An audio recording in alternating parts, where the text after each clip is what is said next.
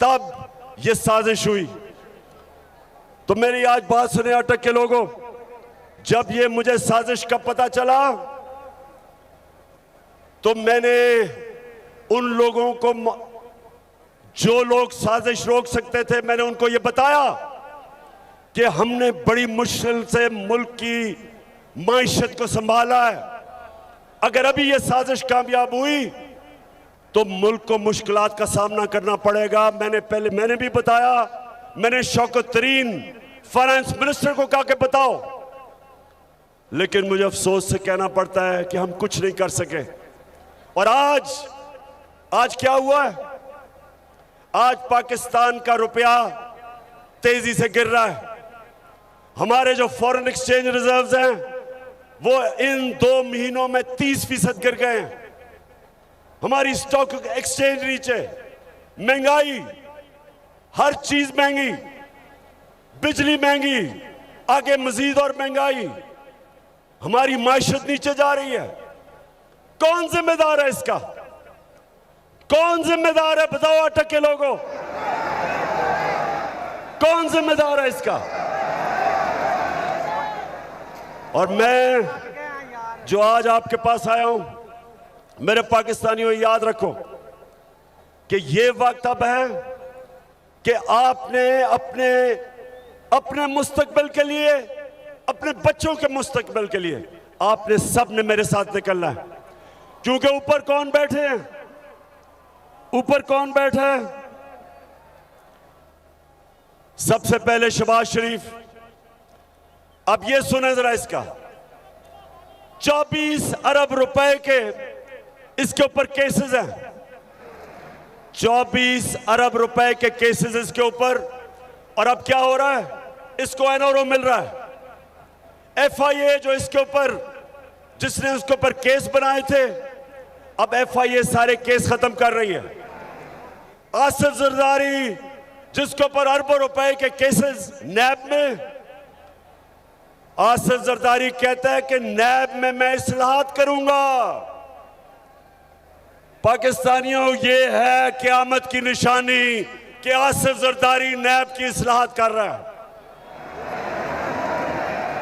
अब सोचें कि वो लोग जिन्होंने मुल्क को लूटा था, आज वो ऊपर बैठ के सबसे पहली चीज कर रहे हैं, अपने केस खत्म कर रहे हैं।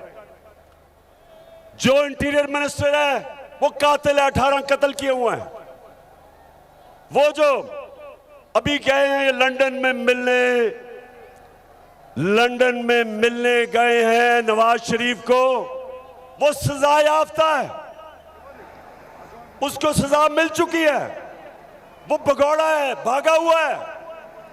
उससे प्राइम मिनिस्टर जाके मुल्क के फैसले कर रहा है। और जो उसकी बेटी है नवाज शरीफ की, वो भी सजा याफ्ता है, उसको प्रोटोकॉल मिल रहा है प्राइम मिनिस्टर का। उसके पीछे रेंजर्स और पुलिस फिर रही है, जिसको सजा दे चुका है हमारा सुप्रीम कोर्ट, और वो बेल पे है, जमानत पे है। तो अटक, मेरे नौजवानों, मेरे बुजुर्गों, मेरी बहनों, नबी सल्लल्लाहु अलैहि वसल्लम ने कहा था कि कौम तब तबाह होती है जब जेलों में सिर्फ छोटे चोर हो, सिर्फ भैंस चोर और मोटरसाइकिल चोर और छोटे चोर जब जेलों में जाते हैं और बड़े बड़े डाकू को आप नहीं पकड़ते, वो मुल्क तबाह हो जाता है। ये आपके सामने मुल्क तबाही की तरफ जा रहा है। इसलिए आपने निकलना है कि जब बड़े बड़े डाकू बड़े बड़े ओहदों पे बैठ जाए, सारों ने बड़े बड़े ओहदे संभाल के अपने केस खत्म करें, और वो ऑफिसर FIA का डॉक्टर रिजवान, मैं आज उसको सलाम पेश करता हूं कि उसने जो केस शहबाज शरीफ के ऊपर बनाए, हमारे बेचारे गवर्नमेंट के ऑफिसर डरते हैं, इस माफिया से डरते हैं। कितने लोग हैं जो इन्होंने मरवाए हैं। डॉक्टर रिजवान जब उसने हमजा शरीफ को बुलाया और उससे जब सवालात पूछे कि किधर से ये मकसूद चपड़ासी के पास 4.25 अरब रुपया आ गया, नौकरों के पास 16 अरब रुपए किधर से आए? तो हमजा शरीफ बजाय उसके जवाब देता, उसको उसने धमकी दी, उसको डराया कि तुम्हारी जुर्रत कैसे है कि मुझे पूछ रहे हो ये सवाल। लोग डरते हैं इनसे।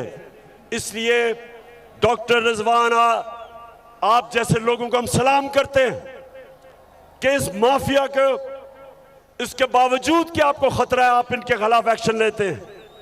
कितने लोग इन्होंने मरवाए।